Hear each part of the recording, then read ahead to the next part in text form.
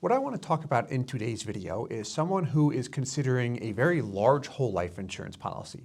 He has experience with whole life insurance. He's owned a couple policies and they've all been bad policies. He's had bad experiences with whole life insurance, but he's considering a very large one. So what I'm going to do is start from the beginning with how we were put in touch. So this is an individual who had called me late on a Friday evening one day.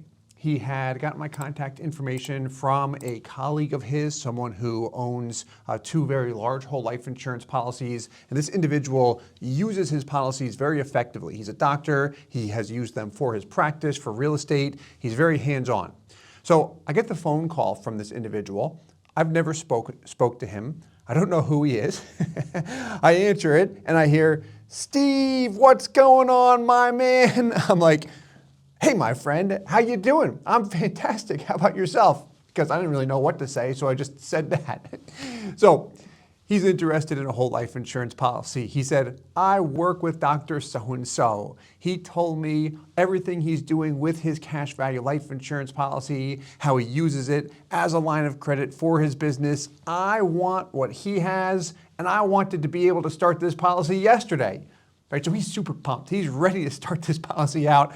I'm excited too, but the one thing I've learned over the years when it comes to whole life insurance is when someone's ready to move forward, help them move forward, but don't overlook some of the most important pieces, because that's where people have buyer's remorse. We're going to hit on that in this video, meaning don't neglect to mention the top companies. Mention what we showed his friend initially in terms of different products, and then talk about what his friend really, really likes and the things he doesn't like that much, which is what his friend wanted to start with.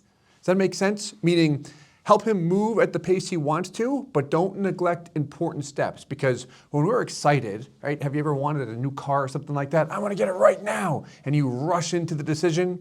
Then afterwards, you're like, "I should have took my time." Or if I would do things all over again, I would do it a little bit differently. So that's really our role, to make sure that he makes an informed decision and gets everything set up properly. So we're going to get into the specifics, but to start, he is a doctor. He's been practicing medicine for some time. However, he's recently started his own practice and he's cash flowing. He's doing quite well because he's an experienced physician at his own practice, working with the other colleague that I've known for years. He's doing well. So he's interested in a whole life insurance policy, and the main reason why is because it was recommended by his friend. This is really the only reason he initially called. And why I say that is because he has experience with whole life insurance. Here we've got this word, bad. His experience with whole life insurance thus far has been bad. One of the things he had said during our phone call, he said, "Steve, I've been sold whole life insurance so many times before. And what always happens is I get sold a policy and I'm told, this is the best company, this is the best policy right now, and I pay a premium. The cash value is like nothing in the beginning. I've got this death benefit, but I'm not really seeing the value." And then what happens later is my agent moves to a different company and I'm told, now this is the best company and this is the best product, and they recommend that I transfer the money to the new company, and then I've got to start all over again or I'm losing some money. He's got a bad experience because the policies that he's had thus far have not been set up for high cash value, and he's being recommended to switch them from company to company. Every time you do that, you're paying a new sales commission, you've got to go through the new expenses. You're going to take a step back every time you transfer value to a new policy. A lot of times we don't even recommend that. So his experiences thus far have not been good with whole life insurance. They have not had a focus on cash value for one. It's been a traditional approach. An example of a traditional approach is you're told, here's a life insurance policy. It's going to cost $2,000 per month and you'll have a $1 million death benefit. That sound like a very cheap policy? No. You'll have cash value that builds up eventually, but that's going to take more than 10 years before you see any type of return. Again, with a traditional approach. I recommend throwing that approach out the window. But that's been his experience thus far. So, with the whole life insurance policy, what he's interested in now, and then I'll talk about how to fix this approach down here.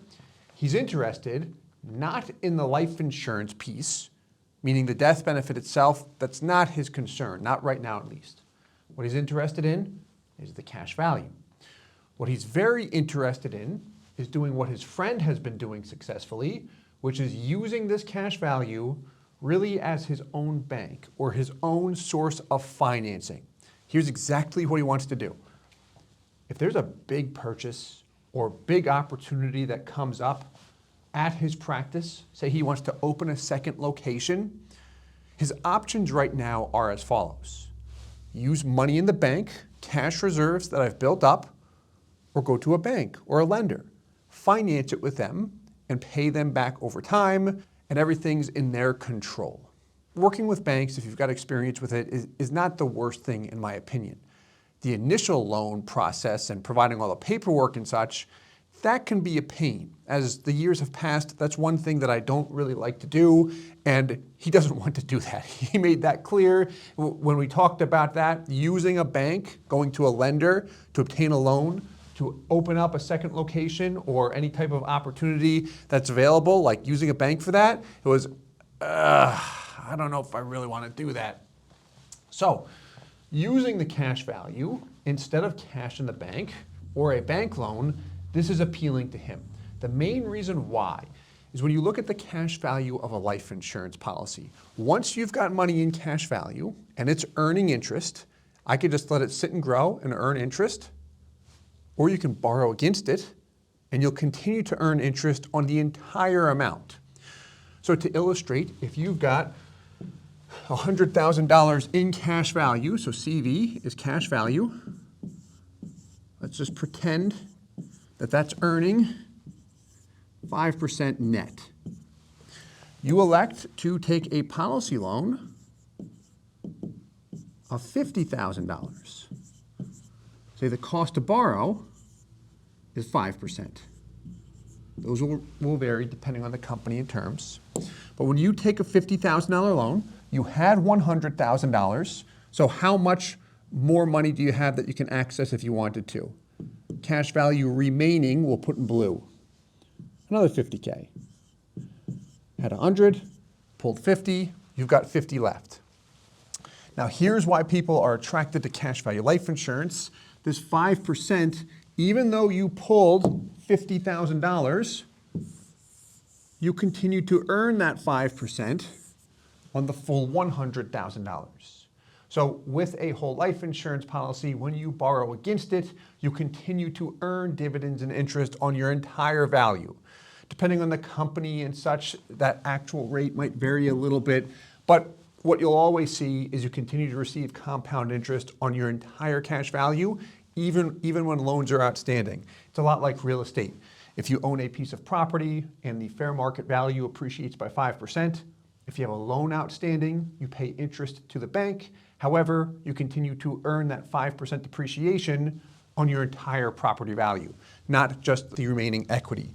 So that's what he's attracted to. He can use it as a line of credit, and he knows if he repays that loan, his cash value will be restored to exactly what it would have been, plus all of the interest that he's going to earn over the years too. So he's interested in that piece. Now, the approach here, here's the most important piece. Before we look at how to use the loans, and this is what we spent a lot of our conversation, our initial conversation discussing, maximizing the cash value. Because if we don't maximize that cash value first, what happens is the policy feels like this. Just that traditional approach where I pay all of this money into the policy, I see a small percentage of it show up in cash value in the first year, which means you don't have access to it. It defeats the purpose. Like, we don't want to do that. What we want to do is set it up where we've got the minimum amount of our money going toward the actual cost of insurance, the expenses, and the maximum amount going toward cash value.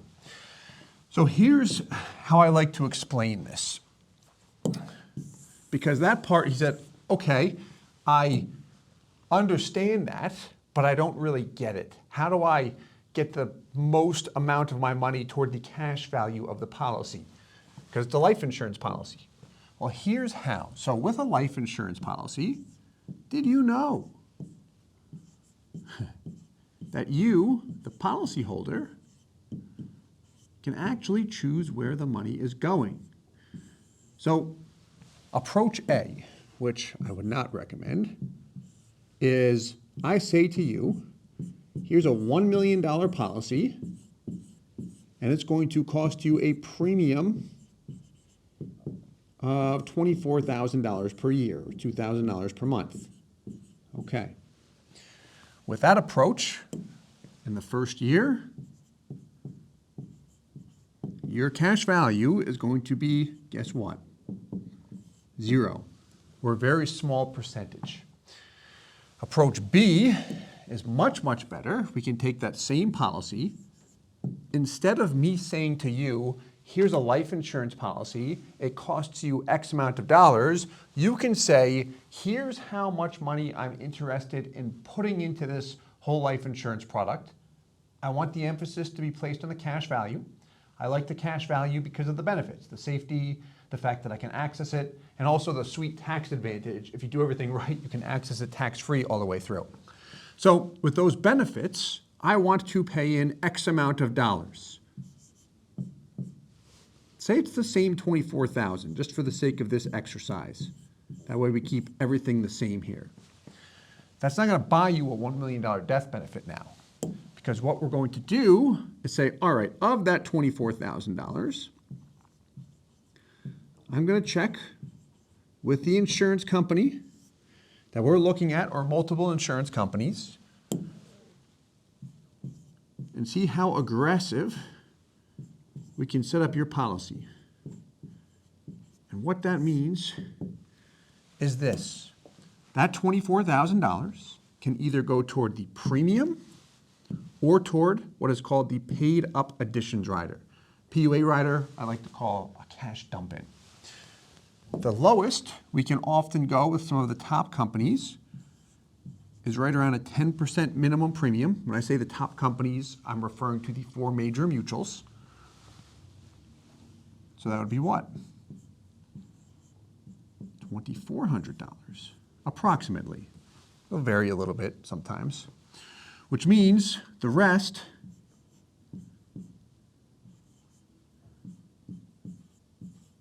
can go into PUAs.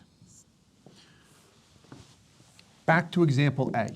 If I just sell him a death benefit and his premium is $24,000 and he has 0 in cash value in the first year, why did he have 0 in cash value in the first year? Because the premium piece buys you the death benefit, does not show up in cash value. Does that make sense? Okay. Down here, instead of me saying, here's a $1 million death benefit, he says, here's how much I want to fund. Just keep it the same for now, that $24K per year. I say, okay, that's your number. What I'll do is this, reduce the premium as low as I possibly can. This portion does not show up in cash value in the first year. This portion does show up in cash value in the first year. And he asked specifically, okay, so Steve, if I commit to a certain premium amount and I throw more money into PUAs, say I have a good month and I throw 50 grand into the policy, can I access that 50 grand or can I access a portion of it? The answer is yes. Of the PUA payment, you can typically access, if you threw in 50 grand, immediately you'd be able to pull about 45,000 or so with the product that we discussed and what we looked at in his particular case. So that's accessible immediately, begins to compound, accelerates the cash value growth of the policy. This is the key, back to this, to maximizing the cash value of the life insurance policy. A lot of information there. Want to see a visual? Let's take a look. He looked at 3 options actually. 100K per year, 250K per year, and 500K per year. Remember in the beginning of this video, interested in a very large policy, like why would someone do that? A lot of people do this. Let's start with the 100K option. Option A. So with this, what we see first is the premium. What's the premium in this example? It's in red. $10,000 per year. This is his minimum commitment. So he said at least 100K per year in option A. That's the minimum he's interested in, or maximum he's interested in. If he wants to pay a maximum of $100K per year, typically how we set it up is what's the minimum that the insurance company will allow. Here it's $10,000 per year. In this example, we're stopping after 10 years. He could easily go longer if he wants.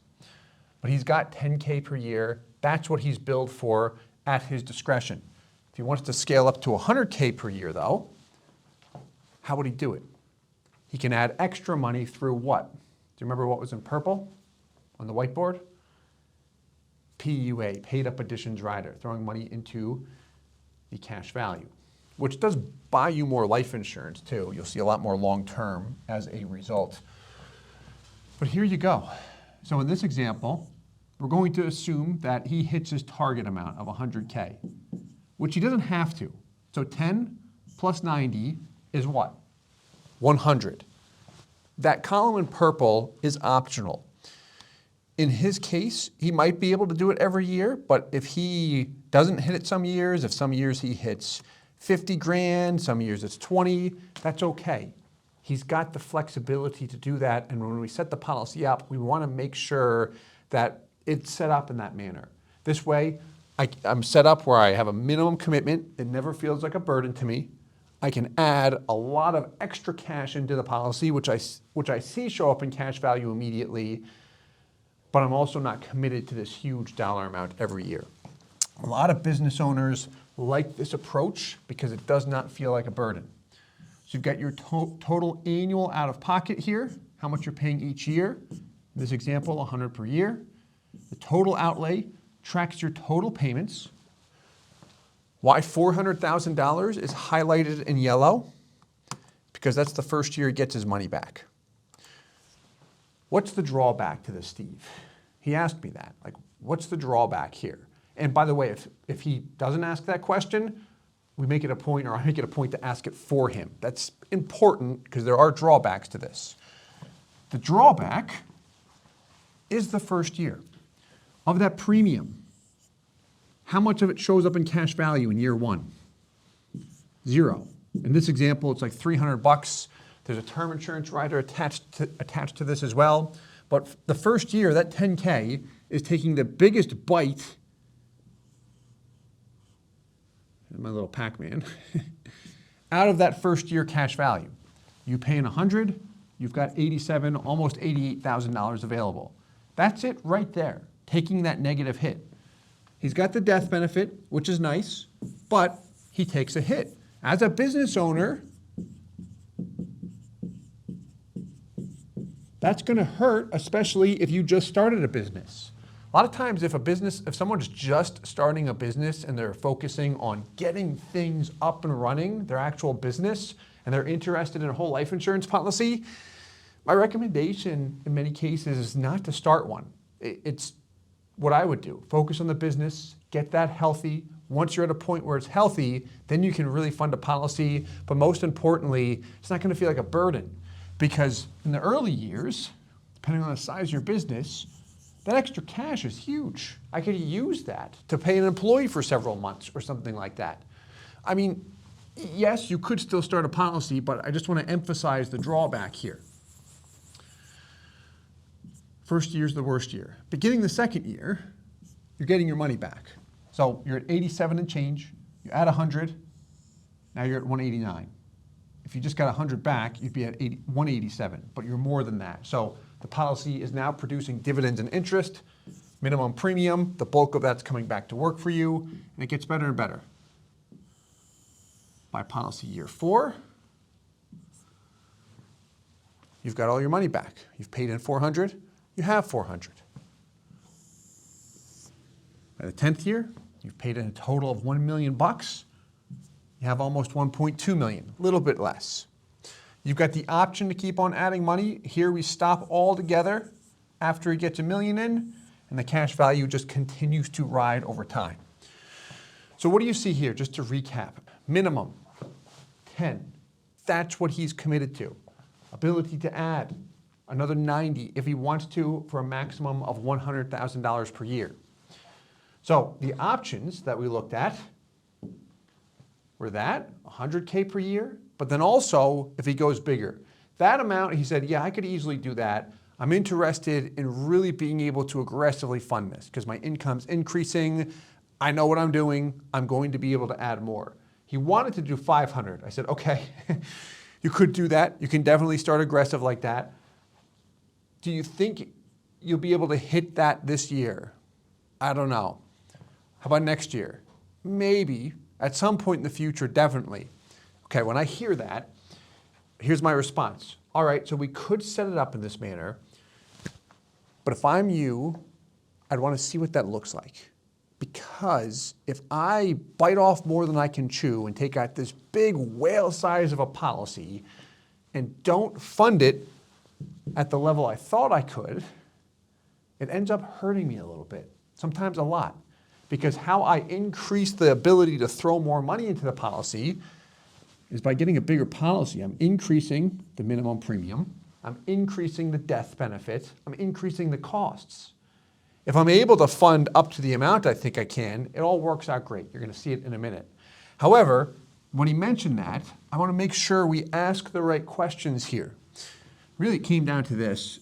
Do you, Doc, think that you're able to hit 500K for 2 years? Really, during the first 5 years of a policy, do you think you'll be able to get one of those 500K payments in there? Meaning over the course of 12 months, you can get $500,000 into the policy in the first 5 years. If the answer is yes, when we look at the numbers, it's going to look attractive. And you've built room to be able to continue to add money into it. So I would feel good about it if it's me, if I knew I could get that amount in during the first 5 years. If it's, I don't know, it might be closer to year 10 or a ways down the road. My response would likely be, you know, what I might do then is consider starting a policy with maybe a max of 250 if you feel 100 is too small. Start a bit more conservative, and then when we see that you're maxing that out every year, you can just get another 250K policy down the road. Because if we bite off more than we can chew, there's a good chance that you might feel like it's a burden and you don't see the benefits come back quickly. That is where people have buyer's remorse, which we do not want in any case. I don't want it with any product or service I purchase. Like, I want this thing to work at the highest possible level for you, because then you're really going to like it and it'll fit nicely with your overall plan, especially if we help you within any other areas as time passes. But to look at those numbers briefly, just to show you the pattern here, we'll do the exact same thing. Here, we're literally just increasing the policy by 2.5x. When we go up to 500K, what's going on? Same thing. We're just increasing the death benefit here, the minimum premium, and the total out of pocket. That's exactly what's going on. Option C came up in conversation multiple times.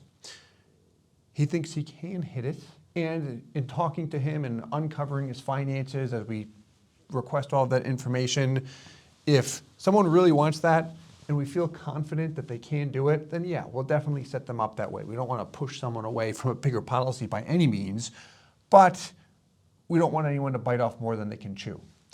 So the last thing that he wanted to know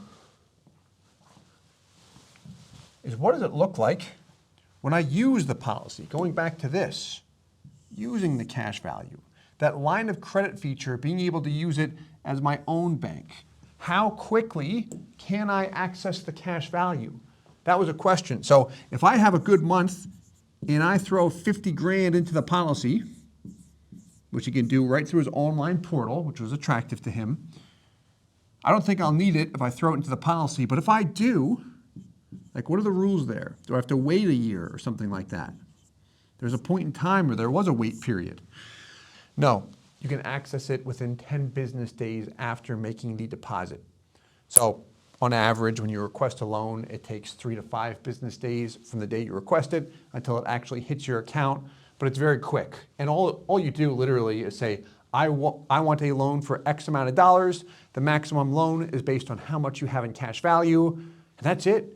You get it, and then you can repay it however you'd like. You can set up automatic payments or just treat it like a line of credit and throw money at the balance at your discretion. Very, very flexible there. We're going to look at an actual example here of using option C for a loan. Here's option C. On the left, there's payments. There's the cash value buildup, breaking even between years 4 and 5. Oh, I'm sorry, that's 3 and 4 actually. All that fun stuff. And we want to see what it looks like if he elects to borrow against it. So the loan interest rate is fixed at 4.76% here. Let's assume he's got an opportunity in year 2 for $500,000. That's what he wants to pull. What's the impact of that? Here's the first thing I want to hit on. Second year. Growth, the net growth rate is just over 1%.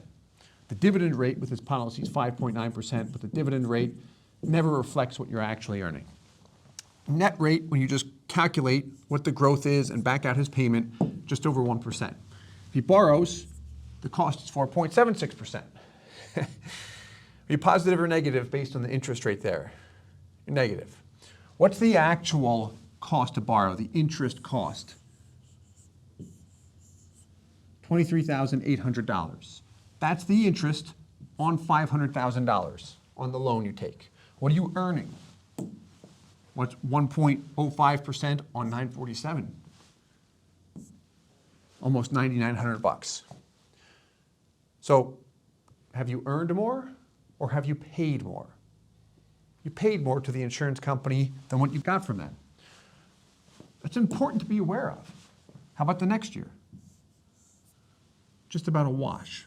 And we're assuming you paid interest only. Let's assume he does what a lot of people like to do and take out loans while he is aggressively funding the policy and then begin to pay it back. His colleague does exactly this, aggressively borrows against the policy as he's aggressively funding it, and then after his front-loading period, after he's aggressively pumped cash in, his plan is to stop and then begin to service the loan. So all these years, first 10 years, he's pumping in $500. He's taking out loans. He's got interest due, so this shows what he's paying in interest on a yearly basis. And then you can compare that with what the policy is growing by each year, which will help offset that interest expense because of the fact that we're still receiving interest on the entire cash value. Then we begin to repay it.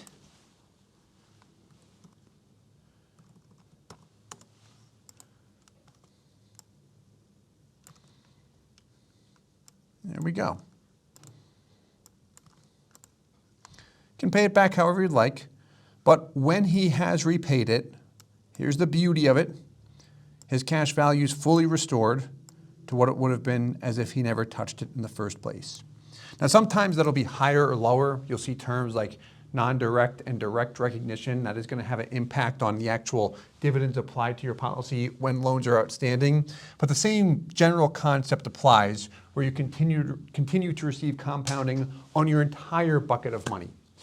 So overall, he was a big fan of this approach. We are narrowing down the selection as far as how big to go with as far as a policy size, but I am looking forward to working with him as the years pass. Oh, snap, the whiteboard is not working, so we're gonna wrap this video up here. Thanks so much for watching. I do appreciate you watching all the way through. If you are interested in connecting with us, feel free to reach out to our website or call or email us direct. And as always, I hope this helps. Thanks so much. Hey guys, Steve here with IBC Global. Thank you so much for watching the video. If you're interested in a whole life insurance policy and you'd like to work with our company in setting it up, please visit our website, ibcglobalinc.com. We would love to work with you. If you have any questions, please leave them in the comments below. And as always, I hope this helps.